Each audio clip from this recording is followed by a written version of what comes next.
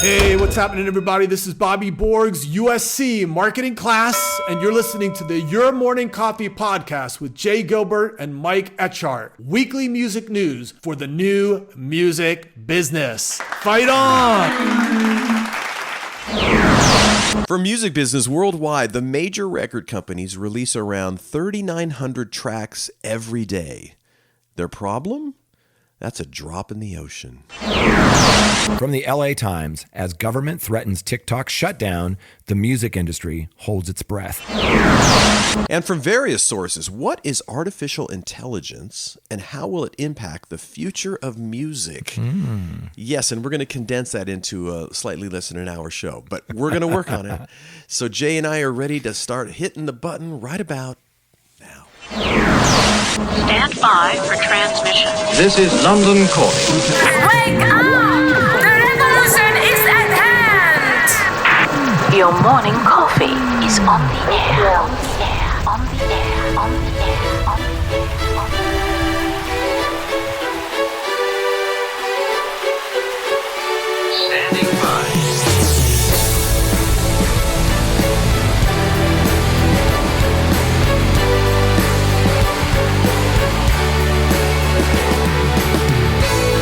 Your morning coffee, the weekly music news for the new music business. It's the highly curated, agitated, advocated, moderated, and liberated digital music information that you need to know. We are your digital music authority. And now from our studios in Hollywood, California, here's your hosts, Jay Gilbert and Mike Etchart.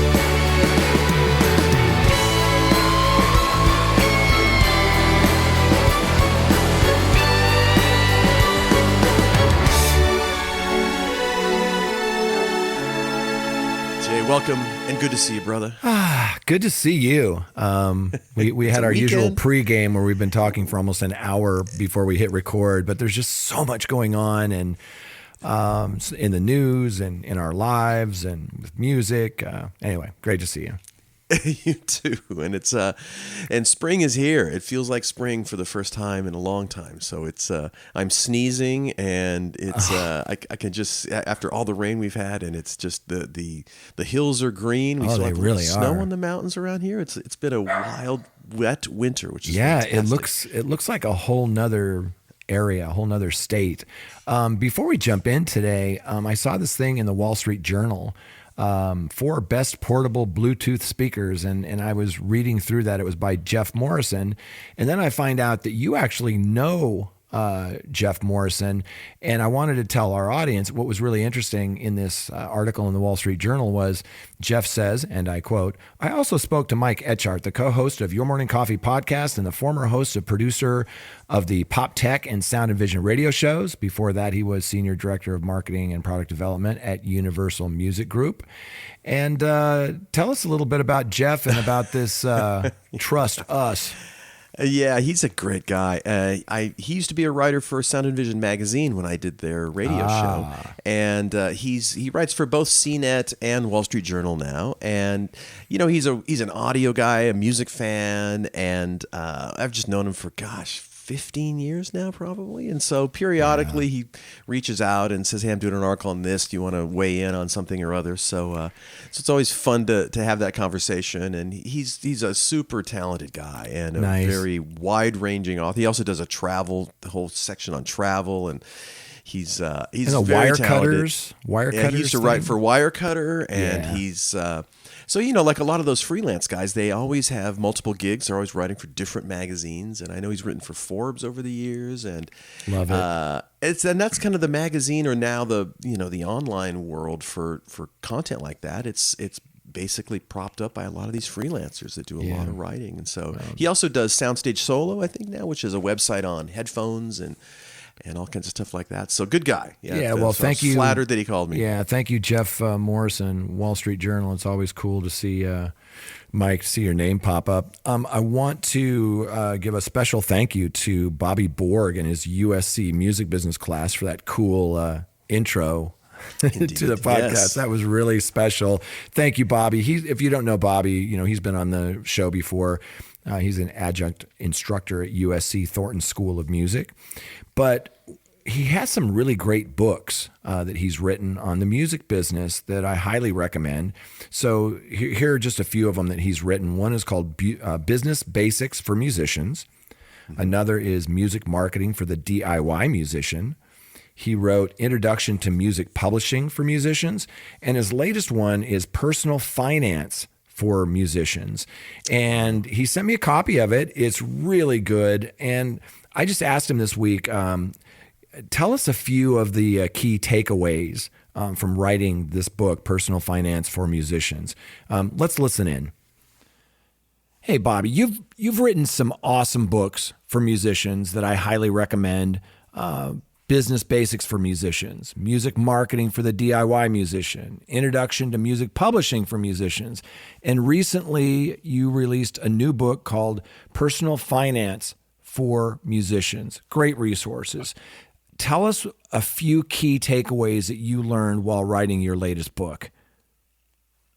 Okay, good deal. Well, this book is really everything that you should have learned about money management in high school, but didn't. I'll give you 5 key takeaways. Number 1 is income. You want to take advantage of every opportunity you can to monetize your music while pursuing a career as an artist so that you don't have to work a dead-end day job. You can license your music in film, television, and video games. You can make or sell beats, or you can make music for meditation. All of these things pay really well, and they provide you with the flexibility so that you can always put your artist career first. Before I got signed to Atlantic Records, I was actually teaching drum lessons. I was doing drum corps. I was playing in cover bands, and all of these things earned me about $7,000 a month so I could cover expenses. If I could do it, so could you. Number 2 is wants versus needs. When dealing with expenses, you really need to know the difference between what you want and what you really, really need, okay? So what you want is expensive apartments. You want going out to dinner every night. You want cool cars and things like that. But what you need is far more practical. The reason why this is important is because if you want to start taking some of that money you're saving and build wealth, or if you want to take that money and start paying down some of your high interest loans, you need to get your expenses right. Number 3 is investing. The time to start investing is right now. If you're taking that money that you're earning and you're putting it into like a bank savings account that's earning 0.01% interest, the power of your money is going actually down due to something called inflation. So instead, you want to take that money and throw it into something like an index fund that on average earns about 9% on the long term. And the cool thing about index funds is they're also highly diversified. They're made up of thousands of different companies, so the chances of your success are far greater. So just remember, long-term investing always trumps short-term investing. So you have to stay away from those get-rich-quick strategies. And then number 4 is limiting beliefs. We need to get rid of the beliefs that put barriers to personal finance. For example, I don't need to know about this stuff. I'm just going to get rich and hire a team to do it for me. Well, even if you do get rich and you hire a team, you never want to give control over to somebody without knowing what's going on. Look what happened to rapper Nas. Nas actually got sued by the IRS for $6.5 million because the accountant thought the business manager was handling taxes, and the business manager thought the tax accountant was taking care of taxes. Make no mistake, personal finance is always your responsibility. And then number 5, CPA and CFP. Even though we give you the foundations of money management in this book, each person's situation is unique to them, and you need to hire a certified financial planner or certified public accountant to sit down and map out a plan that is personal to you.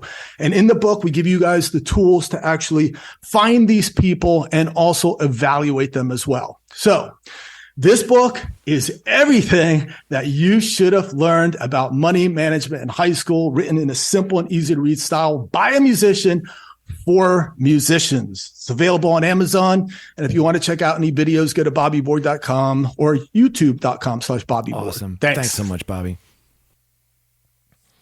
You know, it's so interesting to me, and you'll recall this, you know, in our era of being a musician, in our early years, you know, there were so few resources. And then when we got in the music business, I went to college and I didn't. There were no music business classes. There's nothing like that, and it's really gratifying. And you've done a really great job of maintaining those relationships through a lot of different programs throughout the country. And there's just some great programs. Oh my you're gosh. Affiliated with many in some way, and I wish they had those when we were in school. Absolutely, there's Bobby's class is really great. I've spoken at his class. We're going to talk about the Ohio University in a minute. But before we do, there was a really cool study that was released by my friend Kristen Jewell, mapping the fan, if I can say it correctly, mapping the fan journey in music and Web3. She did that with the Water and Music team. This research, it's really interesting about this fan journey. Yeah, and this report maps the fan journey in music and Web3 from project discovery to post-mint community engagement based on interviews with 22 music NFT collectors and experts in the field. And boy, this is something that I continually need to educate myself on because it makes my head spin, Jay. It's really comprehensive, but they also have kind of an executive summary. If you're one of those too long didn't read type people, you can kind of check out, the highlights of it. But Kristen and her team did a fantastic job. So mapping the fan journey in music and Web3, check it out in your morning coffee. I'd also like to do a special shout out this week to Josh Antonuccio. Hopefully I'm pronouncing that right. He's the director of Ohio University Music Industry Summit.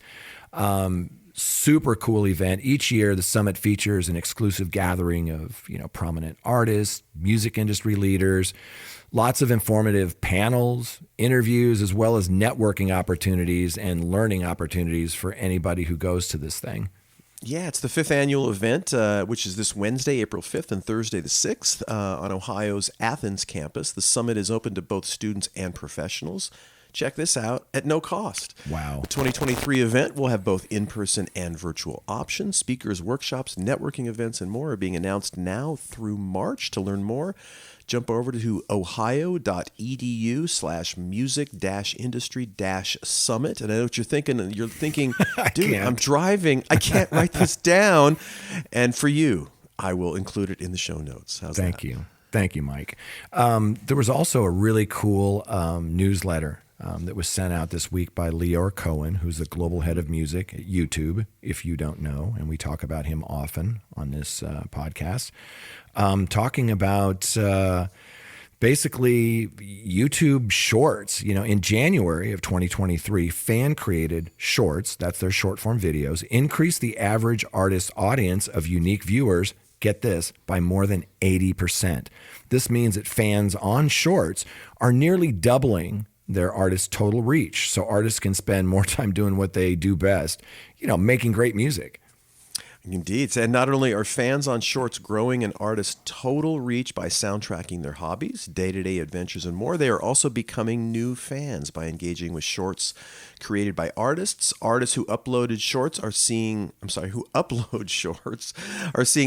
returns. In January of 2023, artists active on Shorts 1 saw more than 50% of their new music channel subscribers coming directly from their shorts post on average. Right. And while shorts growth has been a wow, generating 50 billion daily views as of December 2022, Leor says, I'll continue saying again and again that shorts are the appetizer to the entree. They're the entry point, leading fans to discover the depth of an artist's catalog, including music videos, interviews, live performances, lyric videos, and more.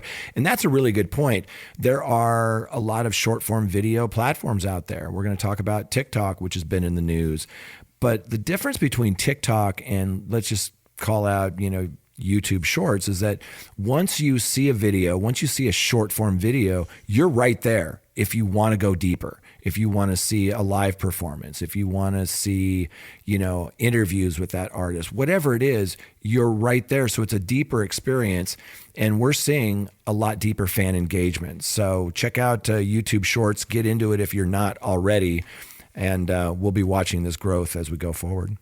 And I love the sort of metaphor appetizer to the entree. Yeah. That's a good way of thinking about it. And there's nothing cooler than when you're looking through your email and you just see Leor Cohen's name, even though I was one of 2 million probably on the list. It's like, hey, Leor, thanks for reaching out. I did. I don't know. I think you and I talked about this. I did get a nice note from Leor a couple weeks ago, and we're working on getting him to speak with us about some of these things. So stay tuned for that. But before we jump into our stories this week, we should probably thank our sponsors.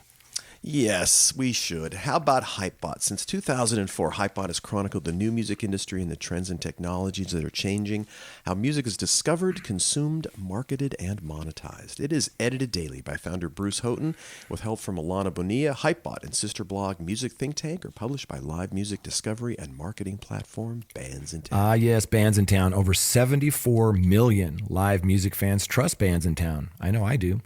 To get personalized concert alerts, recommendations, and messages from their favorite artists. It's the #1 artist services platform, and it connects over 560,000 artists with their superfans. Managers, labels, agencies, artists, they all access their own dashboard to manage and promote their tour dates across all platforms.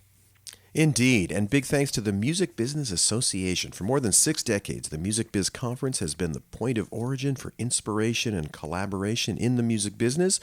Join us for the Music Biz Conference in Nashville, May 15th through 18th. So Coming big up. Thanks. Yes, indeed. It's going to be here before you know it.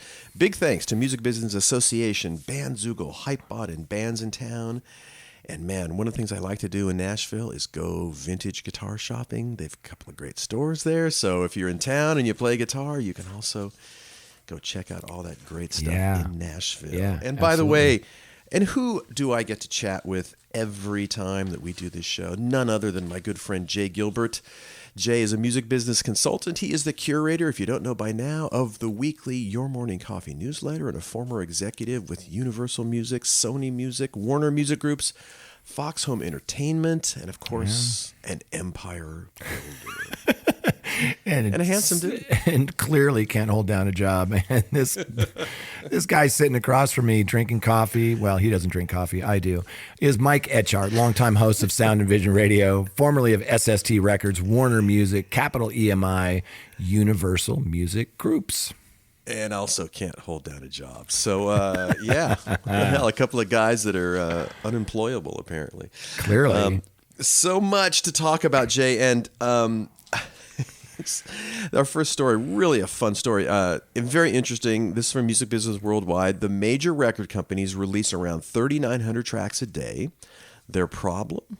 That is a drop in the ocean. It is by our friend Tim Ingham. Yeah, one of my favorites. Yeah, and oh my God, it's just when you talk about just the volume of stuff being uploaded to the services, it's just mind-numbing. Yeah, and I learned a lot from this article. Me too. I did not know that it was really only about 4% of what's uploaded is coming from the majors. That was really surprising to me, but it makes sense when you see the IFPI report, which we discussed last week. And this is part of a series from Music Business Worldwide. It's called Music Business Worldwide Explains. And it's a series of analytical features where they explore the context behind major music industry news. And they also kind of suggest what they think might happen next.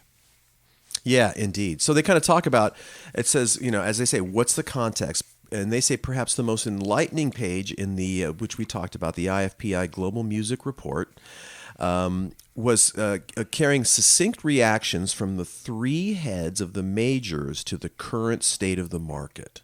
So we're talking about the 3 heads of the majors who we all know and love. Mm-hmm. They say there's some positivity from Sir Lucian Grange, Rob Stringer, of course, Lucian Grange at Universal, Rob Stringer at Sony, and Robert Kinsel over at Warner Music Group in these statements. But there's also a clear call for caution regarding threats to the industry's health. Some of this caution is directed toward the future potential impact of artificial intelligence on music, of course, but the biggest note of concern, especially from Universal and Sony, is the very much already here impact of the deluge of DIY distributed releases hitting Spotify and others today. Right. And to be clear, when they say DIY, they're talking about DistroKid, CD Baby, TuneCore, AWOL. A lot of these distributors, some people call them aggregators, where, I knew, because we had reported on that DistroKid, was well over a third of all music that's uploaded to DSPs every week. So I knew there were big numbers, but I didn't realize that it was 96%. And Tim Ingham, goes on to say that in his comments, Universal's Grange calls for the music industry to focus on building, quote, an environment in which great music is not drowned out by an ocean of noise. And then Sony CEO Stringer, committing to Sony's quote unquote high quality output, encourages his music business peers to remain vigilant against any race to the bottom offered up to the consumer. And last summer, Music Business Worldwide quoted him explaining to Sony investors that his company was primarily, via its ownership of The Orchard and AWOL, that they were casting our nets deeper and deeper to bring increased volumes of independent music into Sony's distribution center. Right. And it says part of the reason Sony's doing this, obviously, is to fight the inevitable market share erosion that all of the majors face from the glut of independent releases now hitting platforms. But he also seemed to suggest to his investors that there was a certain minimum level of quality in music that Sony Music was unwilling to fall beneath, even on a distribution basis. Tracks which he memorably termed flotsam and jetsam, just stuff that's taking up market share because of scale. But that's so subjective, Yeah, Who's to say, know. I'll listen to, today's top hits, and some of those songs are just horrendous. And I'm listening like, what is this? But, it's not meant for me, right? Some of them we reported on one that's like a minute and a half long. And then they go on, part of this article, and we'll get there in a second, they're, should a few minutes of rain sounds be worth, some premium song by the Beatles or whoever?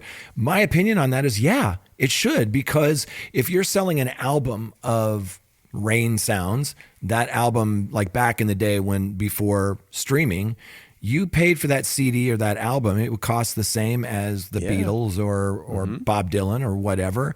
And there is a value to that.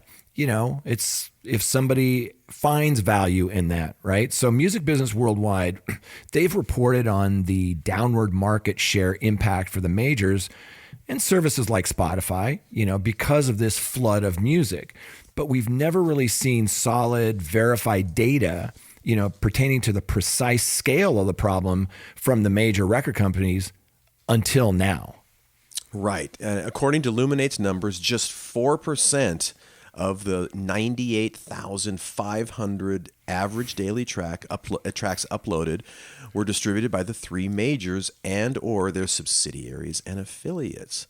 So that is a pretty stunning number. 96% of all of those tracks were distributed by companies outside of the big three. Right. And but let's be clear. Because we hear these numbers bounce back and forth every single week. There's 100,000 tracks uploaded every day. There's 130,000. There's 50,000. And they're not inaccurate, but they're talking about different things. This 100,000 tracks per day, those are ISRC codes, number one. So let's be clear on that. There are certain songs that are released with, they could have a dozen ISRC, and that's just a unique identifier for that version of that song. That's number one. And then number two is it includes SoundCloud. And SoundCloud is a beast, whereas other DSPs have 100 million tracks. They have 350 million. There's a lot more being uploaded to SoundCloud each week because the barrier to entry is low. And I'm not saying that that's a bad thing. There have been some huge artists discovered on SoundCloud and have gone on to amazing things. But that's why that number varies. I think Glenn Peoples had written in his ledger a few weeks ago that if you just looked at Spotify, that number was closer to 50,000 tracks on average uploaded a day. But according to this, if you do include SoundCloud into all of this, then that number is going to be closer to 100,000. And man, like you said, they're saying that 96% of that is coming outside of the major labels. That's incredible. It's the exact opposite of the way it was when we entered the business. You know, there was certainly independent record labels. I worked for one, and independent artists and things like that. But it's just flipped. So as the article says, what happens now? We can expect the major record companies to continue to widen the net in a bid to curb the market share damage of this trend and increase the breadth of their independent artist and label distribution businesses, because they do have independent artist and label distribution businesses. Right. Over at Universal Music Group, a new era has begun. For Virgin Music Group, housing InGrooves, a united global artist label services division that now sits alongside UMG's frontline record groups as an investment priority at the company. So they're putting an exclamation point on that. Sony Music Group continues to increase its relationship with indie talent around the world via The Orchard and AWOL, and recently launched another independent distribution option via Santa Ana, a subsidiary of the Sony majority-owned Alamo Records, which is they have 3 now. That's pretty amazing. And at Warner's, of course, further empower ADA while building the long-held potential of Level Music, currently the only open to all self-upload DIY distribution platform available that's affiliated with a major music company. So right. They've all got something going on, don't they? Yeah, Level Music, think of it as their DistroKid as part of that WIA ADA ecosystem. So, in addition, we can expect to see a continuation of Sir Lucian Grange's, the campaign to adopt a more artist-friendly, artist-centric royalty model. We've been talking about that a lot, with the streaming services. And the aim of financially hampering what he calls the lower quality functional music. That's a slippery slope, but we'll cross that bridge. For now, at least, this crusade is largely limited to targeting quote-unquote bad actors on streaming services like fraudulent activity, bots, spin farms, that sort of thing, and raising questions around whether, for example, a track that offers nothing more than the sound of rain falling deserves the same royalty payment as a professional recording of an artist's original composition. Man, that, again, you talk about a spoken word or a comedy album versus, these nature sounds or something to help you sleep. I think art is art. And it gets a little difficult when you start placing a value on different artists and different art that they create. Yeah. So that's and it's not that I don't disagree necessarily, but I just don't know how you fairly, unless you just say, and we kind of touched on this last time, if you're one of the main distributors, do you kind of have a conversation with your customers and say you have 0 listens or you've had 10 or less spins in the last 2 years? Is it worth still having those things around? Even that's a slippery slope. I don't know. Yeah, we covered that last week, and we talked about how, right now they're not doing that. But if you follow, what's going on at TikTok with some of the things that they're charging for, it's not out of the question to think that DSPs could say, look, it costs us money to have these servers. And if you're not streaming a certain number, then either you're pulled down or you have to pay. There's all sorts of things that could happen. I hate to see that happen because it's not always about popularity. It's quality in some of the things. Like, I'd be a horrible A&R person because a lot of the things that I absolutely love aren't big, like Lizzo and Taylor Swift, and there's nothing wrong with Lizzo and Taylor Swift.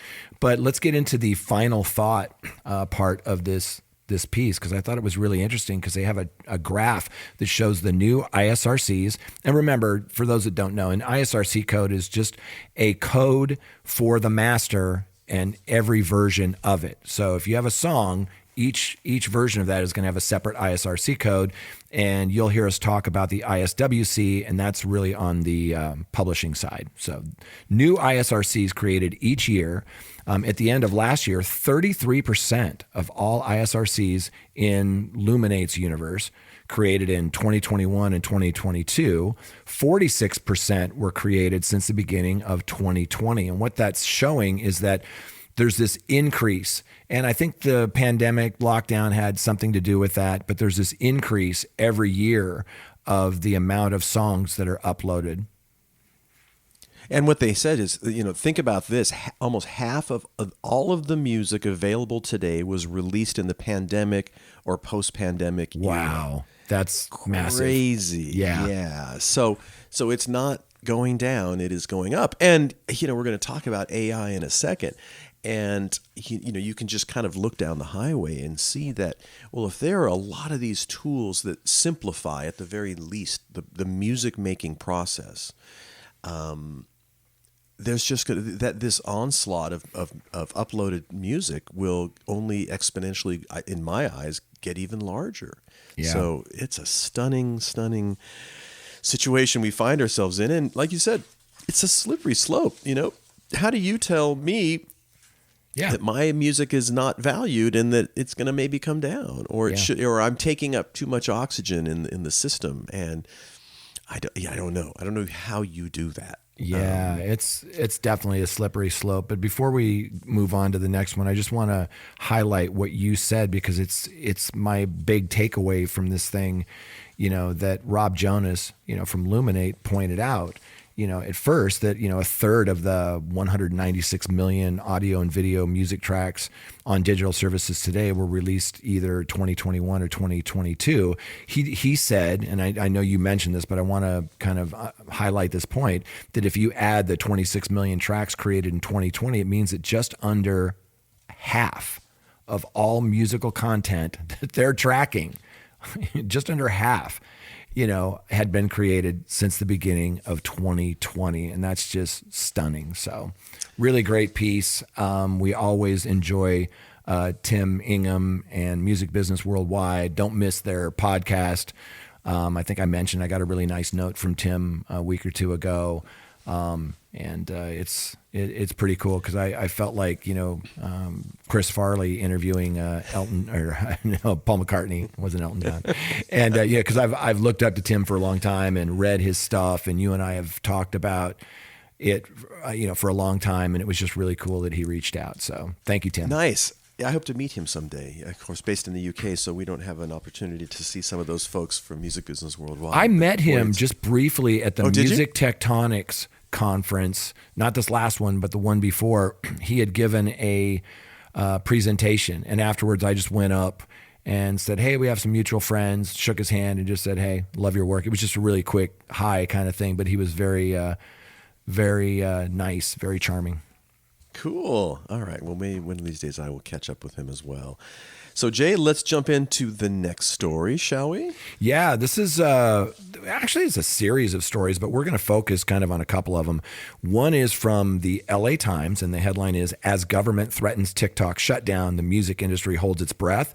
But there were three other stories in your morning coffee about what's going on at TikTok, and each one had a really interesting take. The second piece was from Billboard, and the headline, and we'll talk about this in a second, was 5 Ways a TikTok Ban Might Affect the Billboard Charts. That was a cool take. Then one from Hypebot, U.S. government has offered no valid reasons for a TikTok ban. And then the last one was from eMarketer, and they showed 5 charts showing where people and advertisers would go after TikTok. And as we jump into this, whenever the government gets involved, it's interesting for me, because I know a lot of them, their hearts are in the right place, but they need to use the app so they speak about it intelligently, because some of these politicians clearly had never used TikTok and didn't know what it did or how it worked. And I find that just lazy. So I'll kick it off by saying that in the past several years, TikTok has become obviously the dominant platform for artists to make a name for themselves, not only via their short form videos, but the work of others who use their music to soundtrack their own content. Indeed. So artists from Doja Cat to Lizzie McAlpine to Ice Spice, to name but a few, have enjoyed meteoric rises thanks in part to the platform connecting with fans through humor, authenticity, or both. The app has also given second life to songs whose moment had seemingly passed. Look no further than we all remember Fleetwood Mac's their 1977 hit Dreams, which resurfaced on the Billboard Hot 100 back in 2020. From 1977. From 77 with a kid skateboarding and singing the song. That was so good. Last year, TikTok's end of the year report highlighted that all but one of the 14 songs that topped the Billboard Hot 100 were driven by significant viral trends on TikTok. Wow. What? I mean, that's incredible. All but one of the 14 songs that topped the Billboard Hot 100 were driven by TikTok. You know, from Harry Styles' As It Was, Jack Harlow's First Class, and Steve Lacy's Bad Habit. Yeah, indeed. In the early days, as this is Bill Werde speaking, he says, in the early days of streaming, people said it would democratize music, said Bill, who directs Syracuse University's Bandier music program and publishes the full-rate No Cap newsletter. Highly recommend it. But I don't think it did, because when you lower that barrier of entry, it becomes very difficult to break through. Major labels and other companies and artists with substantial marketing budgets were really advantaged on Spotify. TikTok came along, though, and really turned that notion on its head. Anyone could break on TikTok, and anyone did break. That's right. In the United States, however, TikTok faces an uncertain future, and we're going to talk about that in a second.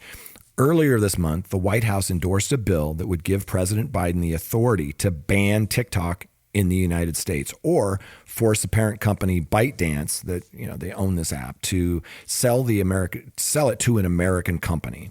Government officials called the app a national security threat, citing the potential for China to force ByteDance to turn over the data of its American users or spread misinformation to turn its citizens against the country.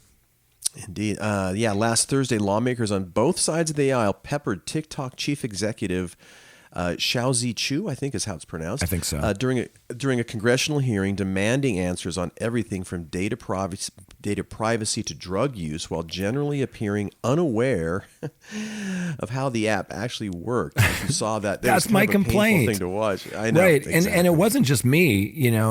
Jonathan Daniel from Crush Music, who I'm a big fan of and a friend of. He said that whenever there's something involved with music, like the PMRC, remember the PMRC, Parents Music Resource Center, right?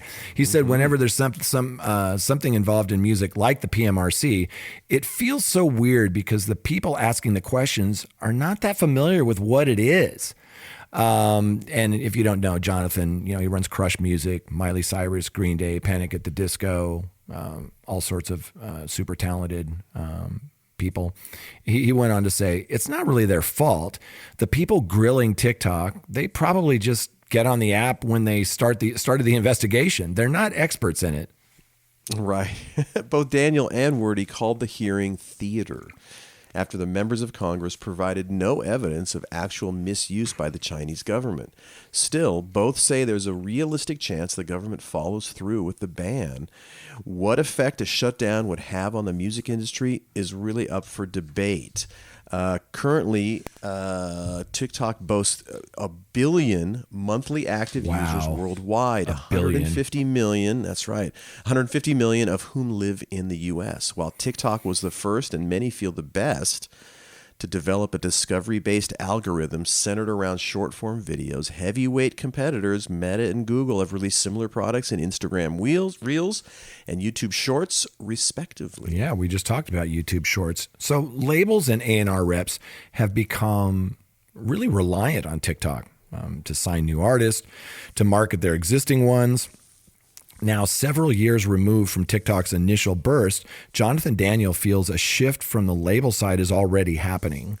He notes that how it's relatively easy to have a song go viral, but harder for the artist to sustain momentum beyond the initial interest. And we always say that TikTok's the easiest platform to gain those views, but the hardest to gain real lasting engagement. Right. So Jonathan goes on to say, I definitely hear rumblings from the big labels that it's not as worth it to chase those songs. They want to go back to building artists. Werde agreed that label executives have become too reliant on TikTok, but understands the impulse. Companies want to invest in fan bases, he said. They want to see that an artist has some foundation to build on. Yes, he continued, labels do sometimes over-index on things that work. That's an interesting phrase, over-index on things that work. But at the same time, we've never really seen anything work the way TikTok is working. You have to go back to the days of TRL on MTV to find a platform capable of moving the needle the way TikTok does. Wow. Those are very important points. Those were the days. Yeah. I remember that. Yeah, you know? TRL. Total Request Live? Is that what it's for? Yeah. Yeah, Total Request Live. Eminem even raps about it in one of his songs. So that's right. There was another piece that I thought was really good. I mean, all of them were, but the one that we're going to cover is from Andrew Uderberger from Billboard. And his article was basically the 5 ways a TikTok ban might affect the Billboard charts. And that's what people are sort of buzzing about. So I'll take number 1. So these are the 5 ways TikTok ban might affect the Billboard charts. Number 1, he says fewer older songs becoming new hits. One of the most consequential trends in the 2020s pop chart has been the preponderance of catalog entries infusing all levels of the Hot 100, whether it's extreme examples like Kate Bush's Stranger Things, with Running Up That Hill, reaching top 5 in 2022, or more subtler cases like Chris Brown's 2019 Indigo Deluxe Edition cut, Under the Influence, becoming a 2023 top 20 hit. One thing nearly all of these revived hits have in common is TikTok. Whether its newfound popularity was initially reignited there, as with Influence, or whether gasoline was poured on the already existing flame, as with Running Up That Hill, these hits would never have reached the velocity needed to break out without the app. Yeah, he cites as number 2, fewer one-offs. Back in 2020, Billboard wrote about a number of artists TikTok had helped launch into the pop mainstream with one song, and asked if the app would be able to help sustain extended careers for them as hitmakers.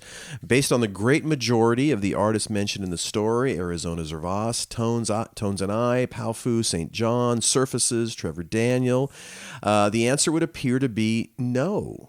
After their initial TikTok-boosted chart success, none of those artists have yet charted a second top 40 or top 100 or Hot 100 hit, and most have yet to even scrape the chart a second time. Wow, and that's why Jonathan Daniel has been saying, you don't necessarily want to chase these types of artists. Bigger and longer-lasting album bombs is number 3. Bigger and longer-lasting album bombs. Without the natural rise and fall of TikTok virality to help generate prominent movement up and down the Hot 100, stasis will be even more unavoidable on the chart. So while that may be felt in every tier of the chart, it will perhaps be most noticeable in the middle and lower regions, which, without TikTok-driven hits, will become even more the province of the biggest albums of recent weeks. Yeah, he also points out at number 4, less alternative /indie artists and regional Mexican artists. One way TikTok's imprint has been felt on the Hot 100 has been the rise in crossovers from the indie and alternative worlds. Hits from bands like Glass Animals, The Walters, Maneskin, and singer-songwriters like David, Lizzie McAlpine, and Mac DeMarco all have found their way to the chart after gaining popularity on the app, where 5 years ago they likely would have had no real pathway to that kind of crossover success or on streaming or radio with any kind of guitar-based rock music, an increasingly rare presence in the pop mainstream. Wow. And the last one, number 5, longer chart runs, but fewer truly historic ones. As already mentioned, TikTok, the success is one of the primary accelerants on the Hot 100 these days. The force that gets songs zooming up and plummeting down the chart with disruptive speed. And without it, a lot of songs are going to stay in place for a very long time. The slowing pace of radio and streaming in the 2020s has already resulted in seemingly endless, borderline historic stays for hits like Dua Lipa's Levitating, Kid Laroi, Justin Bieber, Harry Styles. So in the chart's top regions, and certainly without TikTok, there will be even fewer impediments for those songs staying in place for as long as the mainstream will have them. So lots of great coverage on TikTok. We're going to have to see if it gets banned in the US, if it's sold to a US company. There's a lot of concern about the data going to China. It's going to be super interesting to see how this all develops. Well, and if you were to look into your crystal ball, Jay, what do you think's going to happen? Well, it's going to be really, really difficult. It's going to turn the industry upside down because it's such an important tool today for developing artists. So what I think is going to happen is that it won't be banned. But let's say I'm wrong and it is, or it's shut down for some reason. I think there will be a replacement that's based in the U.S. rather quickly, because remember, TikTok kind of grew from the ashes of Musical.ly, and all of these platforms, like Facebook, kind of grew from MySpace, and there's always something next, right? And I think that if it is shut down, that quickly something else will happen. And the last thing I'll say on it is, I was using Skype for podcasts and for everything. And then the pandemic hit, and all of a sudden it's Zoom and it's everywhere. I thought it was too big to fail, so to speak. And if history has taught us anything, it's like nothing's irreplaceable. No, absolutely not. But I think and don't forget, this was brought up by the Trump administration as well at the time. But I think this is kind of another sort of impact on what's going on in Ukraine. And I think there's a lot of a much more sensitivity to kind of some of the bad actors, such as Russia and China. And, they do have these campaigns, that they do around the world. And I think I understand the concern, but I do think the timing is different this time. And I think it may lead to some sort of change, whatever that may be. And I can't see that far into the future, but it feels like this time there's a little more sense of urgency, even though with all the theatrics and kind of the goofiness of senators or representatives kind of not really knowing what they're talking about when it comes to the app, the nuts and bolts of it.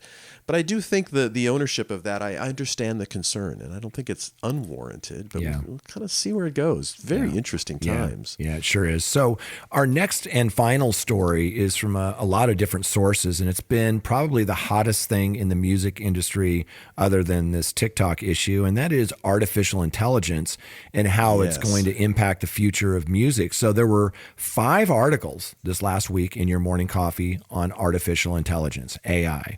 One was from the New York Times. What is artificial intelligence? Number 2 was how generative AI can transform functional music into an artist-driven experience. That's a mouthful. That was from Billboard. That is a mouthful. Indeed, number 3 was the Human Artistry Campaign, Core Principles in AI. That was from A2IM. Yeah, and how will AI impact the future of music from Complex. That's right. And then some guy named Elon Musk and Apple, this is number 5, Apple co-founder, joined hundreds of tech and science leaders calling for 6-month pause on, in quotations, training of AI systems more powerful than GPT-4 from Music Business Worldwide. Yeah, and number 6, U.S. Copyright Office says AI songs can be copyrighted, in parentheses, sometimes. But before we dig into this, and we have a really interesting take from our good friend and one of the smartest people we know, Chris Castle. But before we get into that, let's explain a little bit what generative artificial intelligence is. Yeah, all this stuff is so head spinning, and it's really easy to get confused. I wake up every morning confused. But let's talk about indeed. So generative AI is a subset of artificial intelligence that uses algorithms to generate new content from existing data in the form of images, text, or music.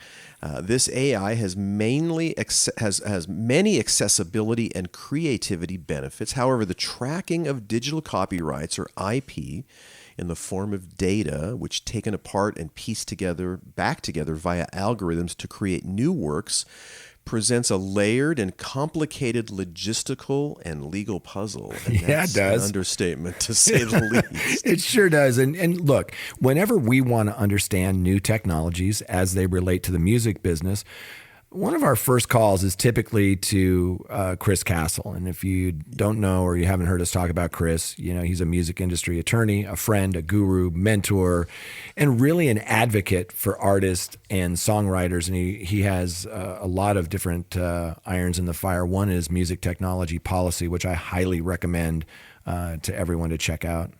Yes, and his firm handles public policy and artist rights, music clearance for political campaigns, valuation, compliance, and litigation, Music Modernization Act compliance, and works with artists, songwriters, and producers, music users, app developers, and startups. Wow. And he is a very funny guy. Yeah. He's got a great sense of humor. He has a great sense of humor. So I spoke to Chris this last week, and I asked him for a little clarity on AI and artist rights, and I learned a lot.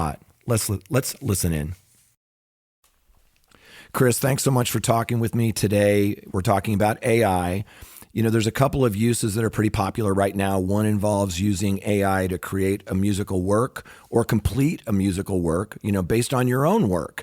But there's another use that I find more interesting, and that is when and this is a hot topic in the music business today, using AI that draws from an artist's body of work to create a new work and, kind of in the style of that. And I'd love to get your take on that. Right. Well, I think the first thing you have to get straight is that you often hear the phrase, "Wow, it created that from scratch." No, it didn't. There is no any kind of, you call it applied or foundational AI as opposed to general AI. Any of that is just drawing on a very large database sometimes, but a database of something, right? And it's using that to, and maybe in a creative way, but it is using that material to create something else. So when you talk about musical works or breaking it apart, lyrics, for example, like if you were to feed a bunch of lyrics into like say Chat GPT, which is basically just an alpha launch. Right. It's one of the bigger alpha launches that there's ever been, but it's essentially an alpha launch. If you just feed a bunch of that material into that AI, it's going to be drawing on that material to create something along the lines of what it's asked to create, right? It's going to be drawing exclusively from whatever its training materials are. And that's where the training materials is really kind of where the rubber meets the road with this stuff, because it's undeniable that at the moment anyway, that material comes from someplace and it's drawn on by the algorithm, right? So in that sense, it's kind of like a sample, right? And it's not the way we're used to thinking of samples, but functionally it's pretty much the same as samples, right? In other words, there's some pre-recorded work involved, and we're changing it in some ways. We're adding filters, or we're adding autotune, or we're mixing it with another sample, or there's different, and then some original recording. There's different ways that you deal with samples. Well, there's different ways that the algorithm deals with its training materials, right? So samples are really kind of like training materials. And if you think of it that way, I often say that when you get into licensing these new technologies, you help yourself if you can make something new look like something old from a licensing perspective, right? And the reason for that is because there's a business practice involved, there's a royalty system involved, there's precedents involved. Now you can pick and choose which of those you want to perpetuate in the new model, and it will probably need to have some adjustments. But basically, this is no different than sampling. Well, that was interesting, wasn't it? I mean, very interesting. Yes. Yeah. I mean, he's really our go-to guy. And not all of this is on the record. Sometimes we'll just text each other about certain things. And listen, we learned really about the CRB originally through Chris. And, he had mentioned this human artistry campaign. So for more information on where all of this is going, you can be a part of it. Check out Human Artistry Campaign at humanartistrycampaign.com. And, we'll drop a link in the show notes to Human Artistry Campaign. Right. And there you'll find 7 core principles for artificial intelligence in support of human creativity and accomplishment. Number 1 is that, of course, the technology has scratch that out. Number 1 he mentions in this, or is mentioned in this, is technology has long empowered human expression, and AI will be no different. Right. Number 2, human-created works will continue to play an essential role in our lives. Right. Number 3, the use of copyrighted works and the use of voices and likenesses of professional performers requires authorization, licensing, and compliance with all relevant laws. Right. Number 4, governments should not create new copyright or other IP exemptions that allow AI developers to exploit creators without permission or compensation. And number 5, copyright should only protect the unique value of human intellectual creativity. Number 6, trustworthiness and transparency are essential to the success of AI and protection of creators. Right. And number 7, creators' interests must be represented in policy making. And again, that's the Human Artistry Campaign at humanartistrycampaign.com. And again, that will be in the show links. And well, it's now that, listening to Chris and kind of looking at this from sort of 10,000 feet, you can kind of see, all right, I do see how there is stuff on the books that we can kind of, that will apply to this. Yes. And there are people much smarter than me thinking about this already. It's coming, as we have said, every time we talk about it. It's here, as a matter of fact. That's and right. It's in use and has been in use really well before we started talking about it. And, right. Yeah, and I kind of thought, I kind of thought that the technology was way in front of the law and the business. And what my conversation with Chris really informed me was that's not really the case, that there are laws in place that we can lean on today as we kind of revise and update them for the future. So thanks again to Chris for helping us understand that. Yeah, well, and I'm really excited. You're now going someplace else. You're not going to be at the NAMM show, but I'm going to be at the NAMM show in just in a couple of weeks, actually, here in Anaheim. And I've already been, folks have reached out to ask me to come by and check out certain things. And there's a lot of AI products in the music creation space. And boy, I can hardly wait to go check them out and see what's going on. I can't wait to hear you report it's back. It's stunning. Oh yeah, it's and I love the NAMM show anyway. It's such a gas to go to that. Yeah, I hate to miss it, but I have an event in Nashville that I've been asked to sort of moderate, and I just couldn't pass it up. And I was going to take you out to dinner because you were going to go to NAMM, but hey, I can't do that now, so bummer. But on that note, we got to wrap up the show, Jay. I'm going to drag my carcass to the gym, I think. Good for you. Yeah, exactly. So we do want to thank, of course, the Music Business Association, Bandzoogle, Hypebot, Bands in Town, for really making it happen for us. We certainly appreciate it. And big thanks to my brother Jay. I always appreciate our Saturday afternoons or Sundays, depending on when we do it. Me too, my friend. And we certainly appreciate all of our folks that listen into the podcast. We could not do it without you. So 1,000 thank yous for joining us for Jay and I's musings. Yeah, we really appreciate it. And if you like what you hear, just tell one friend. That's all. That's just right. One. That's all we ask. Really, come on, you can do that. Just one friend. So thanks for listening. Jay and I will be back next week, and we will see you then on the Your Morning Coffee podcast.